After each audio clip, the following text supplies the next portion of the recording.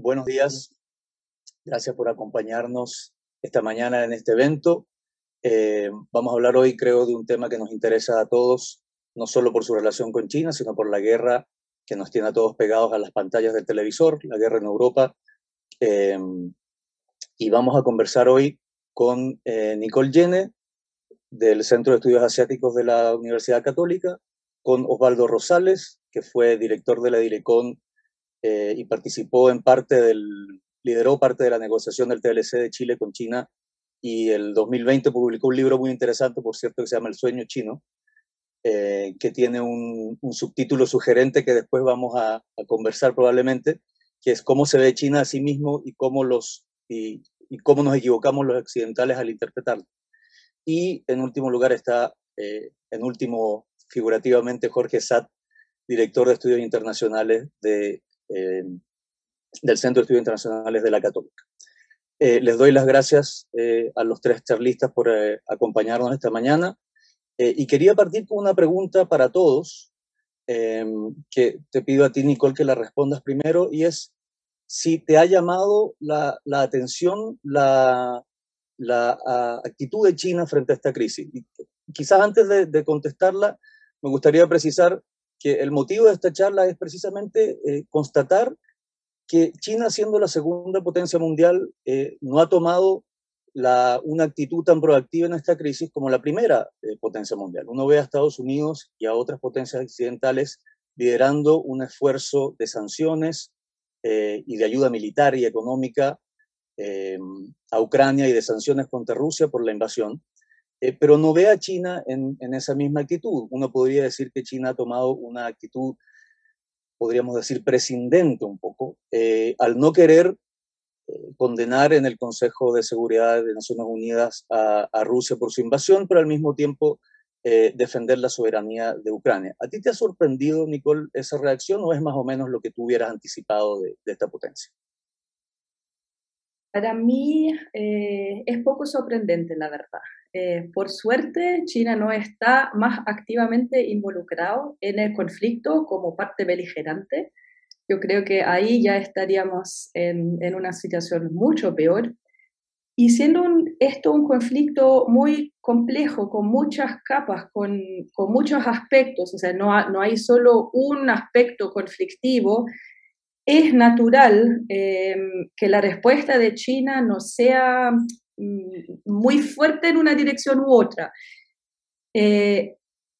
Ha habido bastante debate, o sea, ¿cuál es la posición de China? Desde Beijing se ha dicho muchas veces es una posición neutral, que no se quiere la guerra, que se llama diálogo, etcétera, etcétera, pero claramente, o sea, está tomando la posición, está más cerca de la posición de Putin apoyando a Rusia, pero este apoyo claramente tiene límites. Y desde mi punto de vista, poco sorprendente que las respuestas son distintas en distintos contextos, por ejemplo, absteniéndose de votación, pero no vetando una resolución o votando en contra. O sea, es una clara señal que este apoyo también tiene límites. Justo antes de la invasión hubo esta famosa declaración que Rusia y China tienen una relación ahora de una amistad sin límites. Pero creo que eso hay que entenderlo más moralmente que políticamente. O sea, muy claramente China y Rusia no tienen los mismos intereses y tampoco no esperan del otro que haya un apoyo full, como desde Estados Unidos a veces existe este mantra, o estás con nosotros o en contra. Pero entre Rusia y China yo creo que esta relación es distinta. Desde China se presta apoyo, no van a criticar abiertamente a Rusia y están repitiendo ciertas narrativas rusas, tampoco no completamente, no 100%. Entiendo. Y hay límites claros. Ya. Osvaldo, te hago la misma pregunta a ti. ¿Esta neutralidad que profesa China en esta guerra era la que tú habrías esperado? Yo tiendo a compartir con Nicole. Diría en primer lugar, a mí no me parece correcto decir que China tenga una actitud titubeante o vacilante frente al tema. y probablemente a quienes les interesaría que China adoptase la política que ha promovido Estados Unidos le parezca aquello. Pero yo creo que la postura china es distinta y yo creo que ha sido bastante activa en el siguiente sentido. Ha llamado a desescalar el conflicto, se ha ofrecido para mediar, promueve el respeto a la soberanía de los países y a su integridad territorial, ha promovido cooperación humanitaria y, muy importante, explicita que la seguridad es indivisible, es decir, no es que solo importe la seguridad de Estados Unidos y la de Europa, también importa la seguridad de Rusia y la de China y la de Asia-Pacífico y la del resto del mundo. Y además recuerda los 5 principios de la coexistencia pacífica, que recordemos fueron formulados por China, India y Birmania en 1953 por el entonces primer ministro Zhou Enlai. Y esos principios son el respeto mutuo por la soberanía e integridad territorial, la no agresión mutua, la no interferencia en asuntos internos de otros países, igualdad y beneficio mutuo y la coexistencia pacífica. Entonces, desde ese punto de vista, es claro, China hoy día tiene una coincidencia con Rusia en torno a contraponerse al orden internacional hegemonizado por Estados Unidos, coincide también en rechazar la expansión de OTAN hacia el oriente y plantea que su desacuerdo con las sanciones económicas porque ellas afectarían la estabilidad económica global y porque han demostrado que finalmente no son eficaces. Si no, veamos los casos de Corea del Norte, de Cuba y de Venezuela.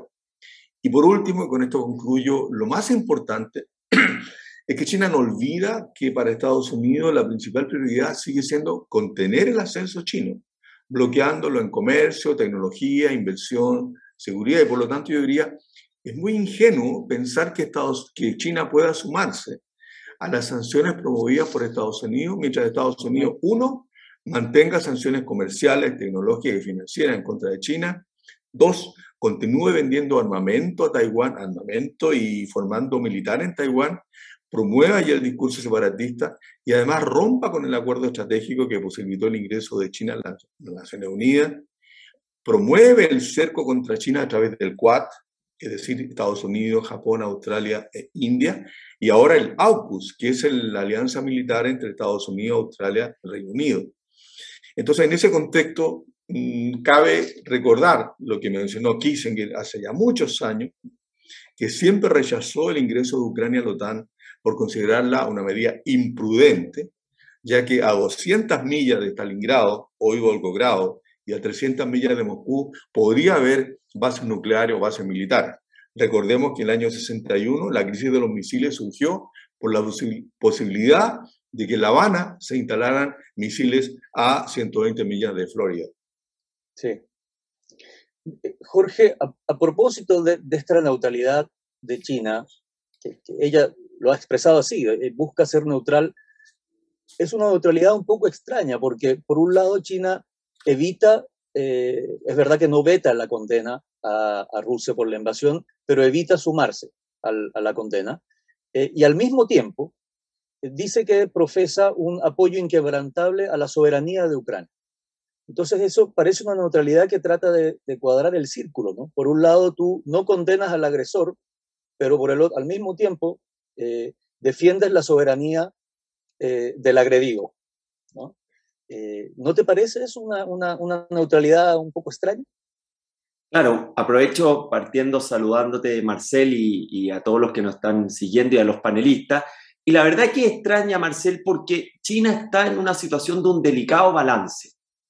Porque por una parte, su relación con Rusia se ha venido estrechando las últimas 2 décadas, desde el acuerdo de paz y de cooperación en 2001, que el año pasado cumple 20 años y que el canciller chino dice que las relaciones chino-rusas están más fuertes que una montaña. Además, Rusia estratégicamente es vital para la estabilidad del Asia Central y para la prosperidad de esa región, que es muy importante para China, y es relevante para el país asiático desde el punto de vista del suministro de energía que viene creciendo y agroalimentario. Entonces tenemos ese primer escenario. Pero por otro lado, China considera que esta no es su guerra. Y el error de cálculo que tuvieron la mayoría de los países que pensaron que esta era una intervención rápida, relámpago, finalmente, ahora que se está pasando hacia un conflicto más prolongado, es una piedra en el zapato para China. ¿Por qué? Porque China tiene una exposición a Occidente infinitamente mayor que la de Rusia, a nivel financiero, más de 3 trillones de dólares en distintos activos, a nivel de inversiones con su megaproyecto de la Franja, la Ruta y la Seda, y además el comercio de China con la Unión Europea, con Estados Unidos, por decirlo de alguna manera, con parte importante de Occidente, es 10 veces mayor que el de Rusia. Entonces China, que siempre se ha sabido que primero mira su interés, segundo mira su interés y tercero mira su interés, sabe que lo que está ocurriendo en esta situación es una suerte de caso de estudio para el propio país, en términos de evitar que las sanciones la terminen salpicando, que las nuevas imposiciones, por ejemplo, insumos tecnológicos críticos, pueda afectar su empresa y, por lo tanto, el valor, por decirlo de alguna manera, de las acciones de sus distintas inversiones. Y, en definitiva, yo creo que China va a seguir en esta suerte de ambivalencia, en esta suerte de neutralidad, con la diferencia de que hoy se le está convirtiendo en una piedra en un zapato, un conflicto que no le acomoda en un contexto político que además tiene elecciones, Xi Jinping en octubre, donde busca su segunda reelección, y por lo tanto todo indica que China va a seguir en esta posición que tú mencionas, Marcel, que es un poco ambivalente, de neutralidad, porque es fiel a los intereses del propio país asiático. Gracias, Jorge. Nicole, hablando de esa neutralidad, las grandes potencias cumplen un rol ordenador en el sistema internacional. La actitud de China, esta neutralidad de la que estamos hablando, ¿de qué manera ayuda a China a cumplir ese rol ordenador en el sistema internacional? ¿O simplemente ha claudicado y China simplemente no comparte ese rol que debería tener como gran potencia? Hay dos miradas desde las relaciones internacionales hacia este rol ordenador. Uno es, o sea, simplemente siendo una gran potencia, los otros países van a mirar hacia esta potencia y comportarse según la manera que ellos piensan que es de su mejor interés. Es decir, ahí da lo mismo si esta gran potencia es China, es Rusia, es Estados Unidos, tienen por su ser un rol ordenador porque los otros se van a comportar de una forma u otra. Lo segundo tiene que ver más con el país en cuestión y es cómo, o sea, esta gran potencia quiere asumir un rol ordenador. Estados Unidos ha sido criticado muchas veces por querer ser una especie de policía internacional, ¿no es cierto? Tratando de ser un gobierno internacional. Yo creo que, o sea, no cabe duda que China en todo este proceso, que lo llamamos muchas veces su ascenso, sí ha buscado ser un actor internacional presente y responsable. Justamente o sea, específicamente en el tema de conflictos, ahí quizá hay algo interesante porque se está discutiendo, ¿puede ser China un mediador o no? Yo creo que China no ha tenido en el pasado, en ningún conflicto, realmente un papel de mediador. Ahí quizás tenemos que distinguir entre mediador y facilitador. Lo que China está haciendo ahora también, ofreciendo que las partes se puedan reunir en China, es facilitar las negociaciones o las conversaciones, el diálogo. Ser un mediador es algo distinto y requiere de algunas cosas que yo no creo que China tenga en este momento. En primer lugar, no estoy muy segura si Ucrania realmente aceptaría a China como mediador. Lo otro es un mediador, o sea, un mediador, y eso lo distingue de un facilitador, es alguien que contribuye con propuestas concretas, con incentivos para hacer que las partes busquen acuerdos y también con presión. Creo que China no está para presionar, no mucho a Ucrania y mucho menos a Rusia. No sé si está para incentivar la búsqueda de un acuerdo, pero sobre todo un mediador también tiene que tomar un riesgo, es jugarse un poco la imagen. porque una mediación puede salir bien y uno puede salir ganándose un premio Nobel de Paz, pero también puede salir mal. Y China, en el contexto, además, este año con el Congreso del Partido Comunista que mencionó Jorge, Xi Jinping que quede un tercer periodo en el poder, o sea, no creo que esas son las condiciones en las cuales China va a decidir jugarse como mediador. Tampoco no lo ha hecho en el pasado. En los conflictos que ha tenido un rol Sudán, hay muchos ejemplos. Nunca ha sido un mediador, un facilitador, sí. Pero más allá de la decisión o la voluntad de China de eventualmente jugar un rol de mediador, Osvaldo, te quería preguntar, China ve que muchos de sus socios, muchas de las grandes potencias occidentales que son rivales geopolíticos, pero que son grandes socios comerciales, Estados Unidos y la Unión Europea, están impulsando un régimen de sanciones contra Rusia que probablemente no tenga precedentes. O sea, es muy grande la cantidad y la variedad de sanciones que se están aplicando a Rusia.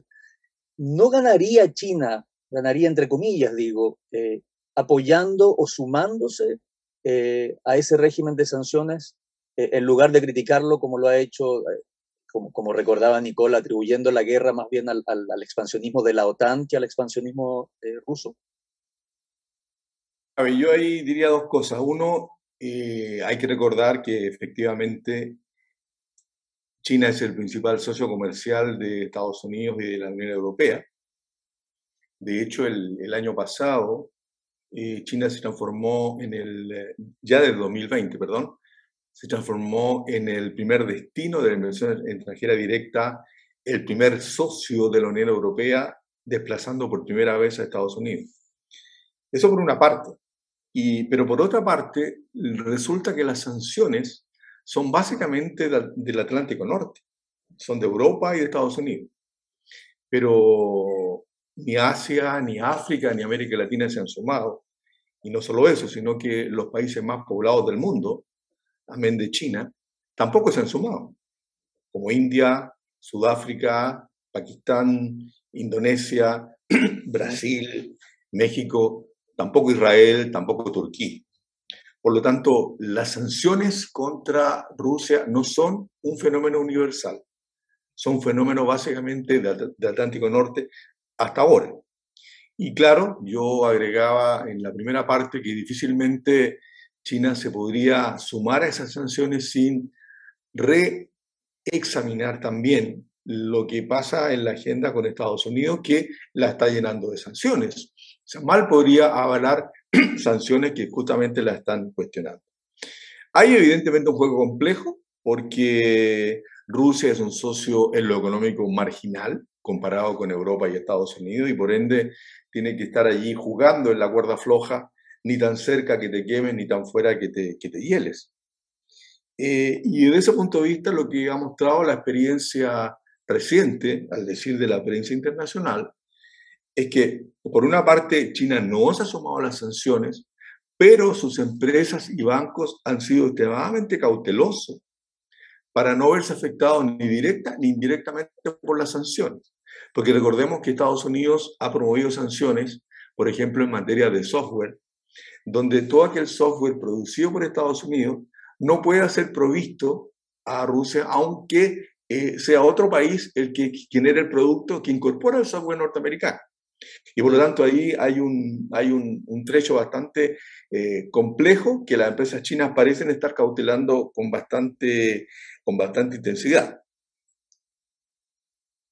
Ahora, yo quisiera destacar un punto acá que a mí me parece, incluso más relevante que eso. Un discurso de la secretaria del Tesoro, Janet Yellen, hace un par de días, y que en mi opinión dice algo muy, muy complicado. Porque ella dice que necesitamos ir en busca de un nuevo Bretton Woods, con lo cual todo el mundo estaría de acuerdo. El acuerdo de Bretton Woods está caduco, tiene más de 70 años, no responde a la constelación de fuerzas de la época, estamos de acuerdo. Pero ella dice, el nuevo pacto Bretton Woods, además del libre mercado y de soberanía, debería incorporar una dimensión de seguridad. Y habla entonces de cadenas de valor en torno a países confiables. y con esos países confiables hacer acuerdos en materia de propiedad intelectual, servicios digitales, regulación de tecnología. Y agrega, China daña nuestros intereses de seguridad nacional. Entonces uno suma las dos cosas y dice, bueno, ¿estamos hablando de un Bretton Woods sin China? ¿Estamos hablando de un Bretton Woods contra China? ¿Estamos hablando de una OMC sin China? ¿Contra China? Entonces allí es claro que eso hace que China subraye la crítica global que tiene contra ese esquema de gobernanza. Porque, solo para dar algunas cifras, el peso del G7, más Australia, más 11 países europeos, los más grandes, en el año 50, cuando parte Bretton Woods, era el 80% del PIB mundial, 80%. Hoy día es el 39%. Porcentaje del comercio, 60% el año 50, 48% hoy día. Porcentaje de la población, 47% del 50, 12% hoy día. Y porcentaje del stock de capital, 87% del 50, 39% hoy día. Y resulta que cuando uno examina el directorio del Fondo Monetario y del Banco Mundial, se da cuenta que Japón pesa más que China, que Alemania, Francia y Reino Unido sumados más que duplican a China, y que Estados Unidos triplica en votos a China. Entonces, la verdad, uno dice aquí hay algo que no se entiende, porque en el mundo real, el PIB chino medido en poder de paridad de compra superó al norteamericano ya en el año 2013. Por lo tanto, la crítica a China es renegociemos ese pacto de gobernanza. No es que China esté en contra de ese sistema de gobernanza, pero quiere que se le reconozca el peso económico, tecnológico y financiero que ha ido adquiriendo. Y por lo tanto, detrás de eso, creo, es fundamental examinar esto para entender la postura china frente al tema de las sanciones que son básicamente de Atlántico Norte, sin considerar todas estas cuestiones que siguen pendientes. Ahora, justamente por eso que dice Osvaldo, Jorge, uno podría interpretar que esta guerra es una suerte de nueva fuente de antagonismo entre China y las potencias occidentales que se suma a otros motivos de rivalidad geopolítica. A ver, efectivamente el gran tema geopolítico del siglo XXI es la rivalidad estratégica de Estados Unidos y China. Creo que eso no hay que perderlo de vista porque el enfrentamiento de la potencia existente con la desafiante. E incluso esta desafiante que puede llegar a ser la principal potencia económica mundial al término de la década. Pero lo que dicen siempre los expertos es que para tener un objetivo hegemónico mundial, primero debes consolidar tu liderazgo regional. Y por eso vemos que China es tremendamente asertivo con su posición en el Asia. Incluso vemos que sus acciones, su discurso es más agresivo que su participación en la diplomacia, podríamos decir, multilateral o global. Ese lobo guerrero se ve más nítido cuando se trata de relaciones regionales que cuando se trata con relaciones, por decirlo de alguna manera, occidentales o más lejanos de su zona de influencia. Pero a la vez, para entender la política exterior también hay que tener en consideración la política local, que es finalmente la que mueve la aguja, por decirlo de alguna manera, en los apoyos. ¿Y qué es lo que vemos dentro de las dificultades de China? Primero, que está teniendo serios problemas de proyección de crecimiento este año. El Fondo Monetario Internacional lo proyecta alrededor del 5%, eso es muy bajo para China. Su política de cero COVID está teniendo cada vez más resistencia, lo que hemos visto, por ejemplo, en Shanghái. Segundo, para China es fundamental el concepto de seguridad y prosperidad, incluso para mantener la paz social en una sociedad donde la desigualdad viene creciendo y donde tiene el problema del envejecimiento de la población. Entonces, Marcel, yo vuelvo a este concepto de pragmatismo y lo ligo también con las cifras que daba Osvaldo, que China necesita mantener sus relaciones comerciales con Occidente, donde tiene una exposición muy alta. Necesita seguir avanzando en sus negociaciones comerciales con la Unión Europea, que la semana pasada prácticamente se congelaron porque el único tema de discusión fue Ucrania. Entonces, ¿qué es lo que podríamos decir, Marcel? Que obviamente esta rivalidad estratégica, geopolítica entre Estados Unidos y China ha puesto los incentivos para que China busque ser más resiliente en su economía. Por lo mismo su último plan para el quinquenio 2020-2025 habla de una economía menos basada en las exportaciones y más basada en el consumo interno y en los servicios. Ha aumentado de manera importante su gasto en defensa, 7% del PIB el año pasado, aunque todavía es incontrarrestable con el gasto militar y de defensa de Estados Unidos, pero desde el punto de vista de los países, de ese centenar de países que tienen intensas relaciones comerciales con China, hay que mirar estas tendencias hacia esta mayor autosuficiencia que está buscando China, justamente para fortalecer su posición económica, comercial, tecnológica, en lo que ellos se habla de esta suerte de desacople gradual con Estados Unidos y con una parte de Occidente. Desacople que no es de la noche a la mañana, que es un proceso gradual y que mientras tanto China sabe que tiene que mantener estas relaciones importantes con Occidente, porque eso también le asegura desde el punto de vista interno que su economía siga creciendo y que sigan generándose mayores oportunidades para una población china cada vez más exigente. Yo pensaba, Nicole, que a propósito de la manera en que China ve a Estados Unidos, bajo todos los prismas que nos han mostrado Osvaldo y Jorge, que aquí hay una oportunidad de reflexionar sobre la importancia de los liderazgos, ¿no? Durante la presidencia de Donald Trump proliferaron los análisis sobre la decadencia de Estados Unidos como potencia, ¿no? Y su pérdida de influencia a nivel mundial, el deterioro de su poder blando. Pero ahora la campaña contra la guerra en Ucrania la está liderando un Estados Unidos donde el presidente es Joseph Biden, que es una personalidad completamente distinta y que está logrando mucho apoyo en la campaña contra la guerra. ¿Cómo crees tú que ve China ese cambio de liderazgo? Es decir, ¿no ha cambiado el escenario? O sea, ¿hay razones para pensar que quizás Estados Unidos no era la potencia en decadencia que pensábamos hace apenas un par de años? ¿O el escenario no ha cambiado radicalmente en esa dimensión? Creo que hay que ampliar un poco el contexto de eso. El declive de Estados Unidos como hegemonía global es anterior a Trump.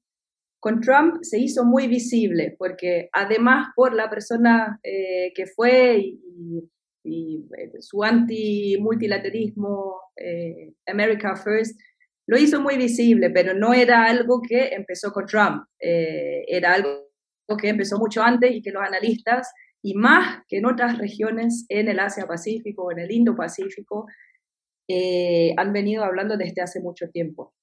Y creo que ahora tampoco no hay un cambio tan muy fuerte o radical hasta el momento.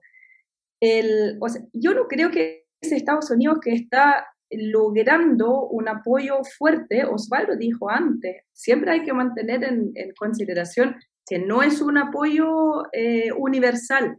O sea, Rusia está bastante aislado, pero hay muchos matices. O sea, el sur global no está en la misma posición de Estados Unidos. Y, o sea, no creo que es Estados Unidos que está logrando el apoyo que sí tiene Ucrania y los principios que están ahí en juego, sino es, o sea, el propio hecho, la guerra de Rusia es una invasión, es una agresión, va en contra de las normas más básicas del sistema internacional.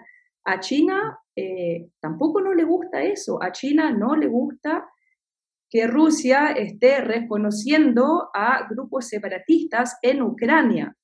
Es algo que Rusia, el Imperio Ruso, la Unión Soviética ha hecho históricamente en China también, y eso es uno de los puntos más álgidos en la relación entre China y Rusia hoy, que hace que son de alguna forma aliados políticos, pero no más que eso, no es una alianza como la OTAN.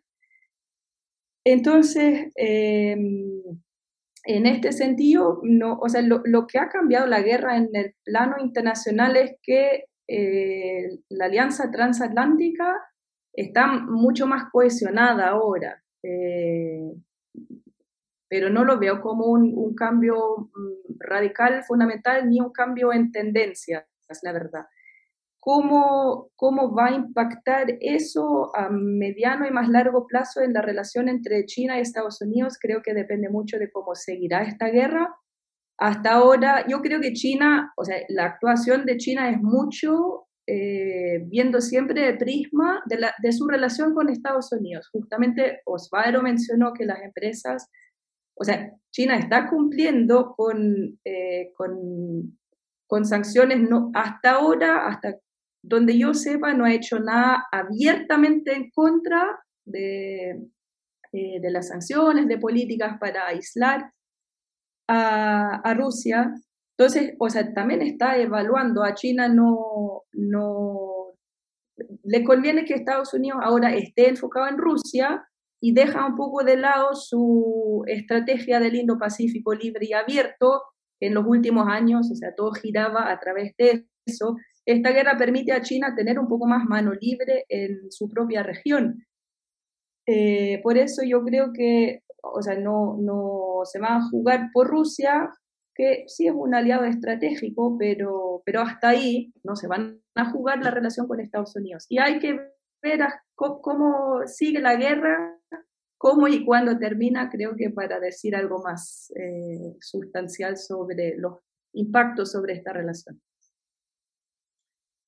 Ahora bien, si China, por alguna razón, tomara la decisión de ser un poco más proactiva en esta crisis o de jugar un rol proactivo, Jorge, la verdad, no sé si tú o otro de los panelistas mencionaba que China no tiene efectivamente mucho de esa experiencia internacional, pese a ser una economía hiperglobalizada y ser hoy una superpotencia mundial. Me pregunto si China tiene la experiencia o la capacidad, el poder blando, la credibilidad para jugar un rol muy distinto al que está jugando ahora en esta crisis. ¿Qué crees tú? Creo, Marcel, que hay que distinguir lo que es la foto de la tendencia. En la foto, China sigue siendo una potencia con mayúsculas emergente.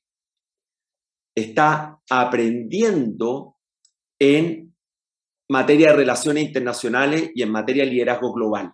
Quizás el hecho sintomático es su incorporación a la Organización Mundial de Comercio el 2001, donde explícitamente China declara: yo voy a competir en las ligas globales y voy a competir con este orden internacional basado en reglas. Creo que fue muy sintomática la incorporación a la OMC de China. Pero veamos la tendencia. Su participación diplomática a nivel internacional, tanto a nivel bilateral, presencia en otros países, como en los foros multilaterales, viene aumentando significativamente. Esto de la mano con los problemas que ha tenido, por ejemplo, en las nominaciones de Estados Unidos a sus embajadores. Hemos visto que en América Latina aún hay países donde o no hay embajador porque su nominación está estancada en el Senado, o ya están, o todavía ni siquiera se ha designado una persona. Entonces, tenemos una política más activa en política exterior china que se refleja en el aumento del número de sus diplomáticos. Y eso va a seguir creciendo. Pero ¿dónde yo veo que está el problema, que es la palabra que tú dices, Marcela, en tu pregunta? En la credibilidad. Cuando uno mira las cifras de opinión pública y de percepción, todavía China tiene un serio problema de legitimidad. En el estudio que hizo el profesor Urdines de nuestra universidad en el libro de América Latina y China, del Centro de Estudios Internacionales, él muestra que en la diplomacia llamada de las vacunas y de las mascarillas, la diplomacia del COVID-19, la verdad las cosas es que la percepción de los países no varió. ¿En qué términos? Quien tenía una opinión desfavorable de China se mantuvo desfavorable, quien tenía una neutra se mantenía neutra y quien era favorable se mantenía en esa línea. Y cuando tú ves los países occidentales y regionales, quiero mencionar algunos ejemplos. La mediana de opinión negativa es casi el 70% en los países que podríamos llamar Estados Unidos y Unión Europea. Estados Unidos casi el 80%, Canadá lo mismo, España alto, salvo Grecia, donde la opinión de los griegos sería más favorable a China que desfavorable. Y a nivel regional, Japón, Corea, es incluso más alto el rechazo, con la excepción de Singapur. ¿Qué es lo que dice esto? Cifras más, cifras menos, con los matices que podamos tener. Que el desafío, sin lugar a dudas, de China, si quiere seguir en su ascenso global, es de legitimidad, es de generación de confianza. Todavía es mirado con recelo, con prejuicio, con desconfianza por muchos países en Occidente este ascenso chino. Podríamos decir que en materia comercial los países siguen siendo más pragmáticos, pero en materia de inversiones, y sobre todo en sectores estratégicos, Claramente muchos países están comenzando a introducir elementos de seguridad nacional. Lo vimos con Australia, lo vimos con Nueva Zelanda, con la Unión Europea el 2019 y hemos visto incluso episodios en Chile donde esta rivalidad de Estados Unidos y China está tocando la puerta, como fue la licitación de los pasaportes de registro civil. Entonces, en resumen, Marcel, creo que el gran desafío de China en este ascenso global es cómo su mayor ascenso económico, diplomático, un rol más activo en los foros multilaterales, viene acompañado también de una mayor legitimidad y generación de confianza en el resto del mundo. Entiendo. Estaba pensando que hasta ahora hemos hablado de las posibles repercusiones de esto en el entorno internacional, en el entorno vecinal, decías tú, Jorge. Me preguntaba, Osvaldo, en tu libro tú le echas una mirada bastante profunda a la China contemporánea y a su proyección en el siglo XXI. Esta guerra en la que China está tomando la actitud que hemos descrito, ¿puede tener efectos dentro de la propia China? Te pregunto porque poco antes de la guerra, Nicole lo mencionaba, se juntaron durante los Juegos Olímpicos de Invierno Xi Jinping y Vladimir Putin, dieron esta declaración de tener ahora una amistad sin límites. No sé si algunos chinos pueden estar viendo ese acercamiento tan estrecho ahora como un error, visto que a Rusia le está yendo en la guerra probablemente no como esperaba, ¿no? No está haciendo la operación rápida que esperaba y está haciendo una guerra de desgaste, con gran apoyo internacional para la parte agredida, etc. ¿Cómo crees tú que dentro de China se percibe, hasta donde uno puede elucubrar, digamos, la posición de su gobierno en esta guerra? Mira, antes de responder, me gustaría agregar un matiz a lo que mencionaba Jorge, y yo creo que él puede estar de acuerdo conmigo en el sentido siguiente. Esa debilidad en el relato chino sobre política exterior tiene también bastante que ver con la activa política que Estados Unidos ha emprendido en contra de China. Porque tú mismo mencionaste el caso de Chile, de registro civil, y hay que recordar la visita de Pompeo, cuando vino acá como el sheriff del condado y sacó sus pistolas y dijo, ustedes harán lo que quieran, pero asuman las consecuencias. Entonces, Estados Unidos inició con Trump una campaña en Australia, en Nueva Zelanda, en Japón, en Asia Pacífico, en América Latina y en toda Europa a bloquear a Huawei con todas sus letras. Y a partir de ahí, la prensa, comillas, especializada, pero vinculada a Estados Unidos, ha empezado a difundir todo tipo de noticias, algunas fake news, otras verdaderas, que van en la dirección de complicar justamente el relato chino. Yo no estoy avalando el relato chino, yo no estoy avalando la diplomacia del lobo guerrero, solo quiero incorporar una dosis de objetividad para ver cómo, cuando hay un conflicto hegemónico, la prensa y los medios internacionales son utilizados también como parte de ese conflicto. Ahora, dicho eso, yo creo que efectivamente la guerra Rusia-Ucrania puede generar repercusiones domésticas que puedan complicar a Xi Jinping con vista a su reelección en octubre o noviembre próximo. Exactamente. Creo que es bien posible que su frase amistad sin límites, a semanas de la invasión a Ucrania, le pueda estar pasando la cuenta a Xi Jinping. De hecho, yo estoy seguro que hay debate interno. Hay un artículo muy notable que apareció de un académico de Shanghai, se llama Hu Wei, donde prácticamente él promueve cuestionar abiertamente a Rusia y sumarse a las sanciones. Y hasta donde yo sé, junto con la censura, no ha habido una persecución mayor. Por lo tanto, eso da cuenta que él se atrevió a publicar ese artículo en una revista norteamericana, ni más ni menos, porque hay un debate interno muy fuerte. Ahora, ¿qué complicaciones veo yo que tiene Xi Jinping para su reelección? Primero, la estrategia cero COVID, que ha acudido a confinamientos masivos, menos apoyo en vacunas que Occidente, y esto le ha pasado la cuenta con la variante Omicron, ya que si bien los casos son marginales en términos de porcentaje de la población, de todas formas rompen y cuestionan el récord político de cero COVID que Xi Jinping estaba levantando frente a Occidente. Claro. El coste económico del cero COVID es muy elevado, justamente cuando el resto del mundo está aprendiendo a convivir con el COVID. Y sabemos que el confinamiento en Shanghái, el confinamiento en Shenzhen, afecta prácticamente el 20% de las exportaciones chinas al mundo, afecta centros tecnológicos, financieros, y por lo tanto genera un impacto económico muy fuerte. Y cuestiona ese mensaje de superioridad del modelo chino que Xi Jinping venía planteando. Y en segundo lugar está esta desaceleración económica que en mi opinión tiene tanto razones internas como externas. Y las internas solo a título de listarlas. Esta idea de prosperidad compartida que promovió Xi Jinping como respuesta a la creciente desigualdad, le está pasando también la cuenta, porque partió con el combate a las tecnológicas chinas en el exterior, el combate a las constructoras y a las inmobiliarias y el combate también a las agencias de educación privada, y todo eso afectó al crecimiento. Hay que pensar que el complejo construcción inmobiliario representa alrededor de 25% del PIB por sus efectos directos e indirectos. Y por lo tanto, esa política, sumada al COVID-0, le está pasando la cuenta al crecimiento económico. Y las razones externas tienen que ver con la desaceleración del comercio mundial por el COVID, las dislocaciones en las cadenas de valor, atochamiento en puertos, logística, políticas proteccionistas, el efecto de la guerra Rusia-Ucrania, que genera el choque energético, el aumento del costo de materias primas y el aumento en precio de alimentos, y además el efecto rezagado de las ayudas fiscales al COVID en Europa y Estados Unidos, que están llevando la inflación en esa zona a los niveles de hace 40 años. Ahora, Xi Jinping necesita crecer al 5% para generar 11 millones de empleos urbanos. Y yo no creo que 5% sea bajo.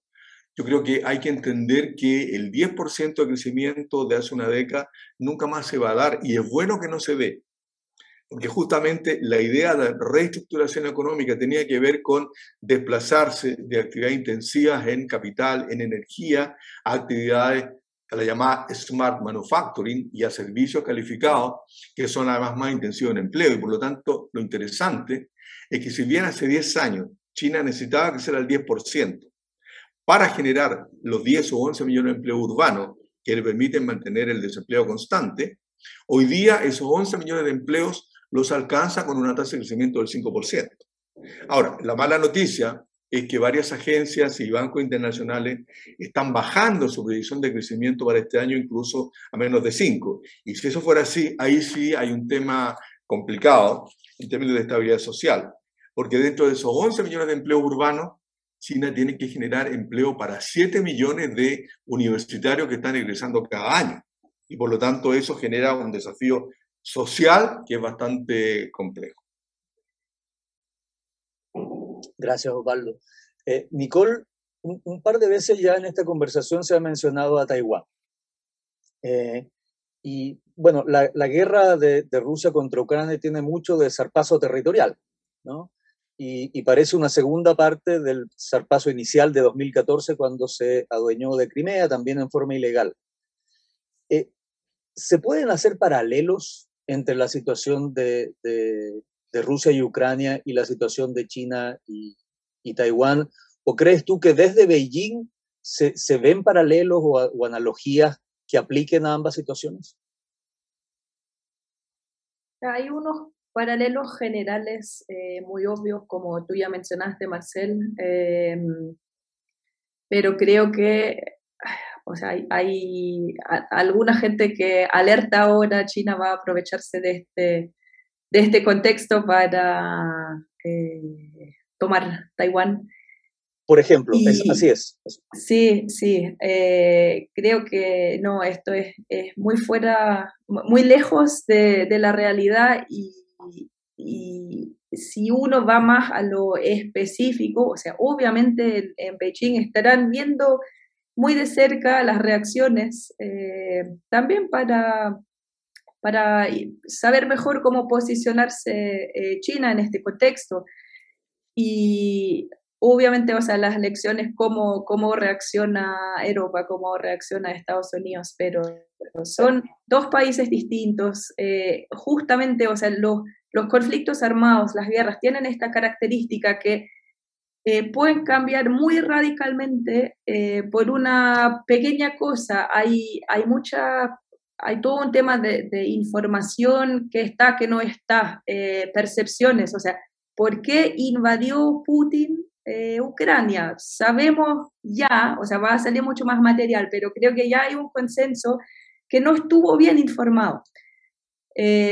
Por eso, o sea, tomar las lecciones de este contexto y aplicarlo 100% a Taiwán, creo que es muy equivocado. En Beijing estarán viendo las reacciones que han sido fuertes desde Estados Unidos y Europa, pero tampoco nos van a, o sea, yo no creo que en base de esto va a cambiar cómo China está actuando y va a actuar respecto a Taiwán en un futuro próximo.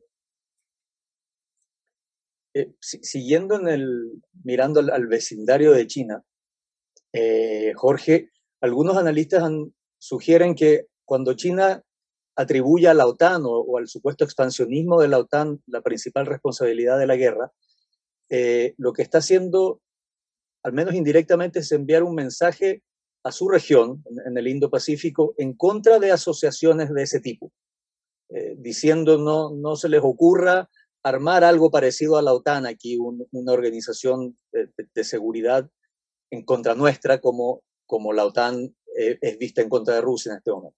¿Tú crees que ese mensaje es cierto, que se está pasando esa intención debajo de la mesa?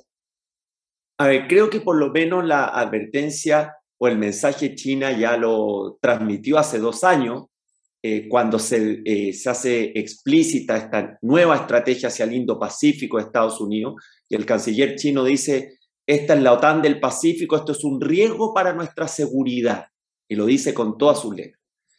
¿Qué creo yo que hay detrás de eso? Primero, esta clave de debo consolidar mi liderazgo regional, vecinal, para cimentar las bases de un liderazgo global. Es como el ABC en materia de ir construyendo influencia global.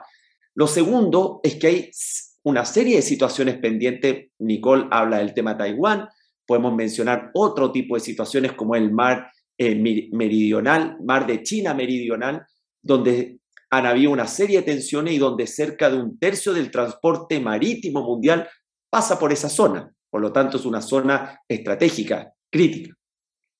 Pero donde yo veo matices, primero lo Indo-Pacífico es un concepto que sigue desarrollándose, es un concepto que quiere contrapesar, sin lugar a dudas, la narrativa, todo el concepto más bien, podríamos decir, de Asia-Pacífico, el rol de China.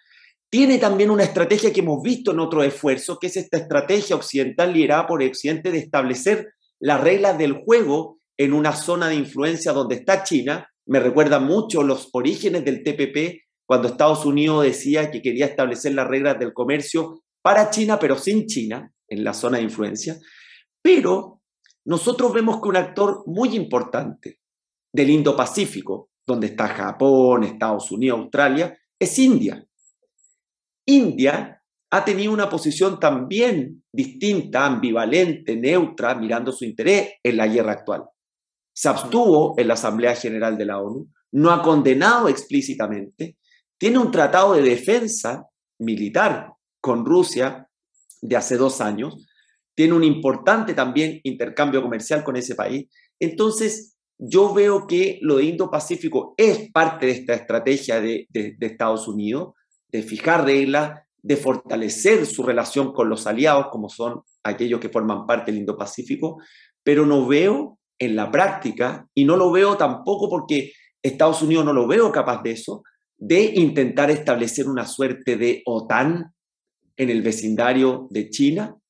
No veo un mayor entusiasmo de muchos países que tienen intensa relación comercial, económica y de intereses con China.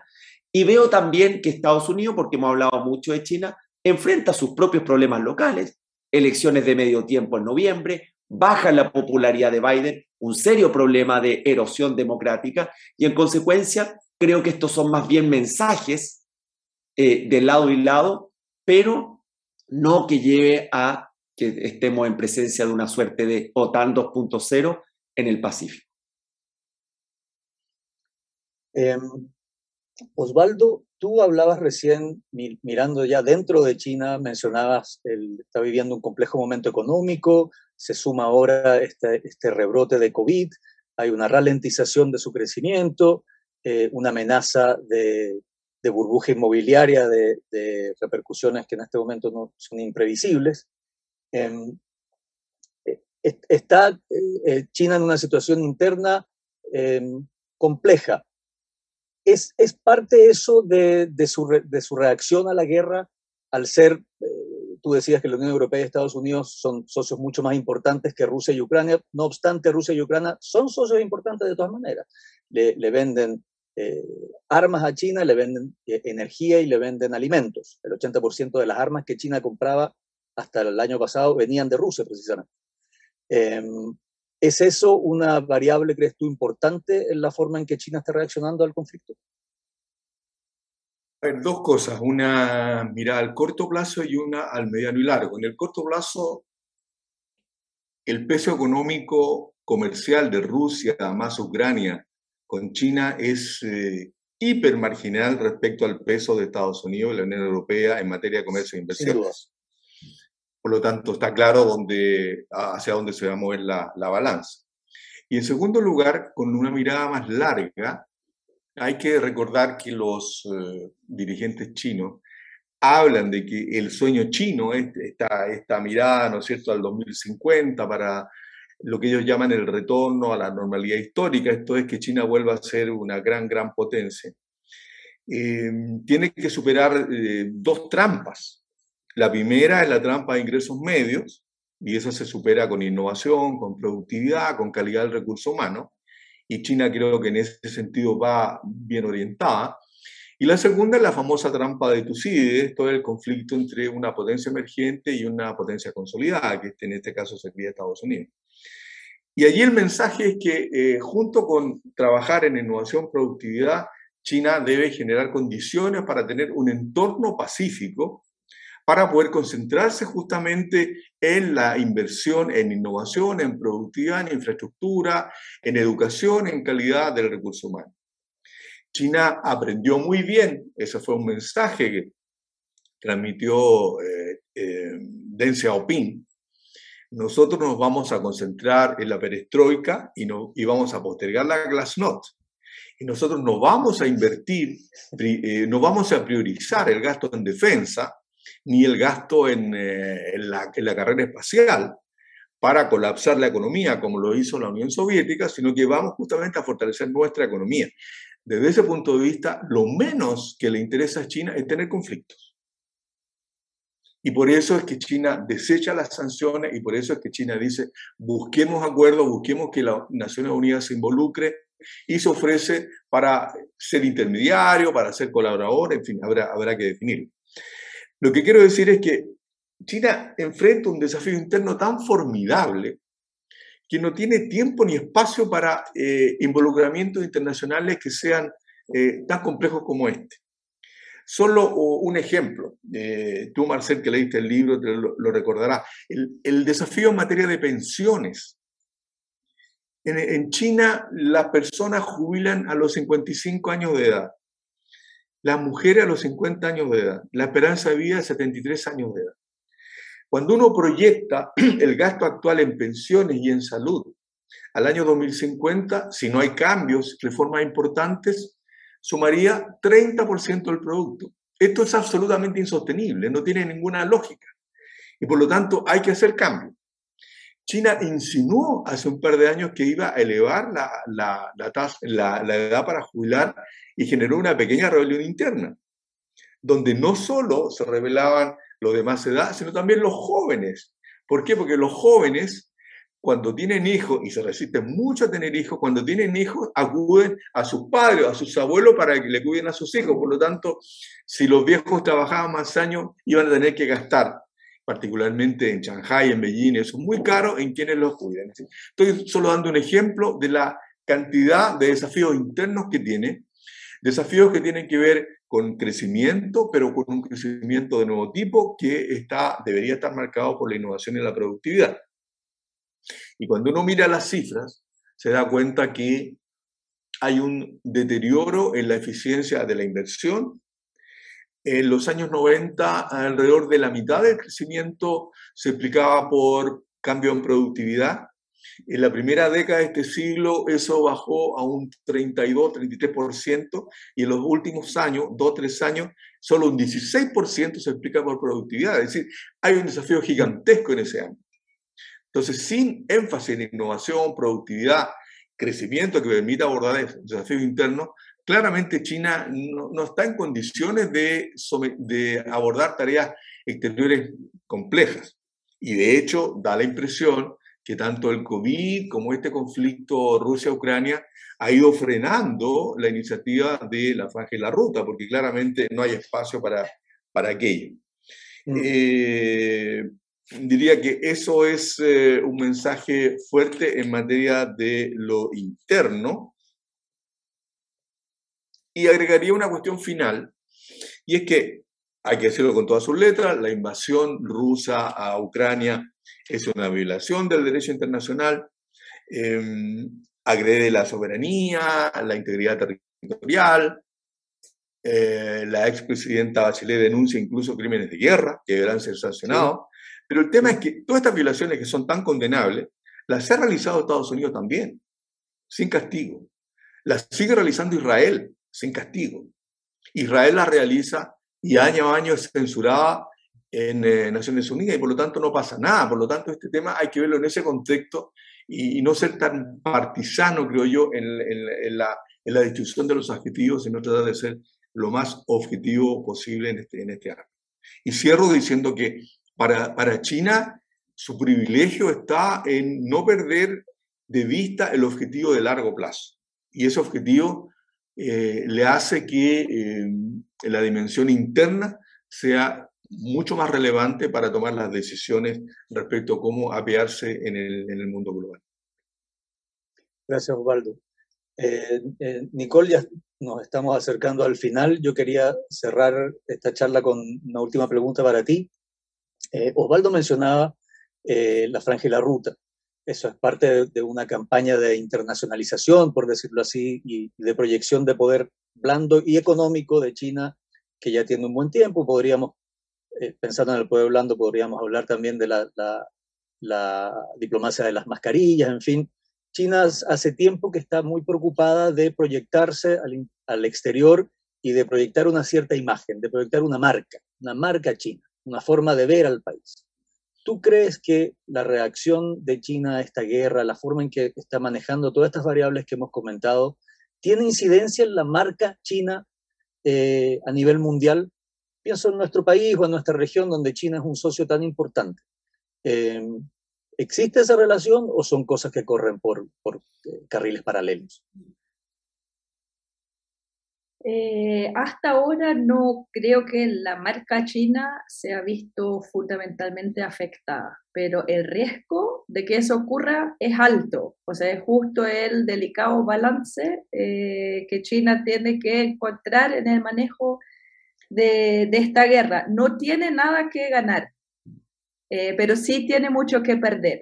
Y justamente, o sea, yo creo que porque si se alinea demasiado con Rusia, sí, o sea, estará mal vista y no solo Norteamérica y Europa, sino también en otras partes. O sea, gran parte de esta difusa categoría del sur global que no está teniendo la misma línea que la OTAN ahora, igual apoyan, o sea, hay una cuestión de anticolonialismo, hay una cuestión de resistencia a la dominación estadounidense, pero no quiere decir que están de acuerdo con lo que está haciendo Rusia, y para China es lo mismo. Entonces China no va a querer casarse con Rusia. Para China no es beneficioso si Rusia sale ganando esta guerra, porque ahí, o sea, en la relación entre los dos, Rusia se acercaría en su posición de poder a China. Pero tampoco no le conviene, o sea, tomar 100% el lado de Rusia y que Rusia pierde totalmente esta guerra. Por eso, o sea, justamente por todo lo que hemos hablado ya, los intereses económicos chinos que no quiere verse afectados de sanciones secundarias, etcétera, etcétera, ahí tiene que tomar o sea, caminar un camino muy, muy delicado, tomando decisiones de caso a caso, cómo reaccionar, cómo posicionarse. Sí, tendría... Diplomacia fina, dirías tú. Diplomacia fina. Tendría... para ganar, si podía jugar un rol decisivo en terminar esta guerra, pero lo he dicho antes, yo creo que esto es poco probable. Así que hay más que perder que ganar en eso. Entiendo. Bueno, Nicole, Jorge, Osvaldo, les quiero dar las gracias por haber participado esta mañana. Agradezco también a todos los que se conectaron a esta charla online y que pudieron escuchar a nuestros invitados. Esto va a quedar grabado, así que pueden acceder más tarde a nuestra plataforma a esta conversación y les deseo que tengan todos un buen día. Gracias a ustedes, señores. Adiós.